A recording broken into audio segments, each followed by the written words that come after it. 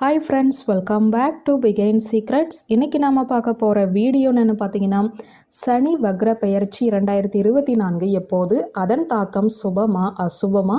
வாங்க இன்றைக்கி அதை பற்றி பார்க்கலாம். நவ கிரகங்களில் 9வது கிரகம் சனி கிரகம். சனி பகவான் நீதிமான். இவர் அரசனை மட்டும் இல்லை, அனைத்து மனிதனையும் தண்டிப்பவர். இவரிடம் எந்த அமைச்சரின் சிபாரிசும் எடுபடாது. சிவனாக இருந்தாலும் யமனாக இருந்தாலும் எவனாக இருந்தாலும் சனியின் தண்டனையிலிருந்து தப்ப முடியாது. எல்லோருக்கும் ஒரே தீர்ப்பு தான்.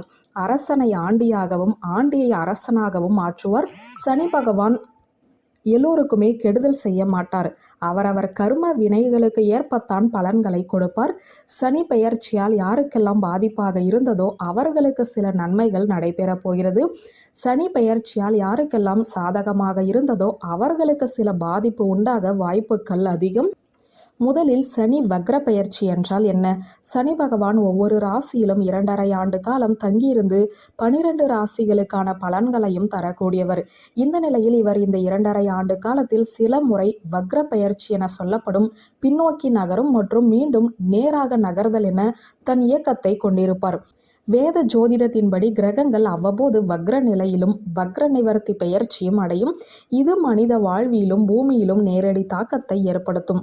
அதன்படி வருகிற ஜூன் 30ஆம் தேதி சனி பகவான் கும்பராசியில் வக்ர பெயர்ச்சி அடைய போகிறார். அதாவது எதிர் திசையில் நகரப் போகிறார். இந்த நிகழ்வானது ஜூன் 30ஆம் தேதி இரவு 12:35 மணிக்கு சனியின் தனது சொந்த ராசியான கும்பராசியில் நடக்கப் போகிறது.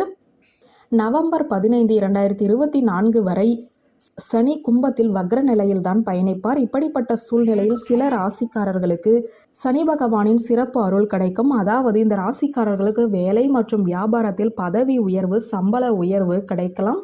சனி பகவான் தற்போது கும்பராசியில் உள்ள கடைசி நட்சத்திரமான பூரட்டாதி நட்சத்திரத்தில் சஞ்சரிக்கிறார். அதன் பின்னர் நவம்பர் 15ஆம் தேதி மீண்டும் நேராக பயணிக்க உள்ளார். இப்படி வக்ர நிலையில் சுமார் 139 நாட்கள் சனி பகவான் பயணிக்க உள்ளார். சுமார் 30 ஆண்டுகளுக்கு பின் கும்பராசியில் 2023ஆம் ஆண்டு முதலாக பயணித்து வருகிறார்.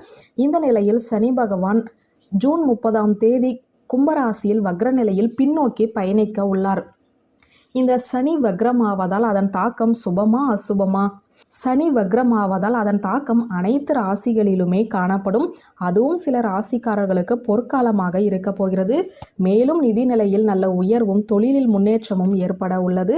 இப்போது சனி வக்ரமாகுவதால் மேஷம், மிதுனம், மகரம் இந்த ராசிக்காரர்களுக்கு அதிர்ஷ்டமாக இருக்க போகிறது. மேலும் பணிபுரியும் இடத்தில் இந்த ராசிக்காரர்களுக்கு மரியாதை கிடைக்கும். திருமண வாழ்க்கையிலுமே மகிழ்ச்சி அதிகரிக்கும். சுப பலன்களை பெறலாம்.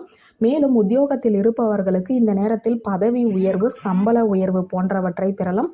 அதே நேரத்தில் வணிகர்கள் நல்ல லாபம் பெறலாம். புதிய ஒப்பந்தத்தையும் பெறலாம்.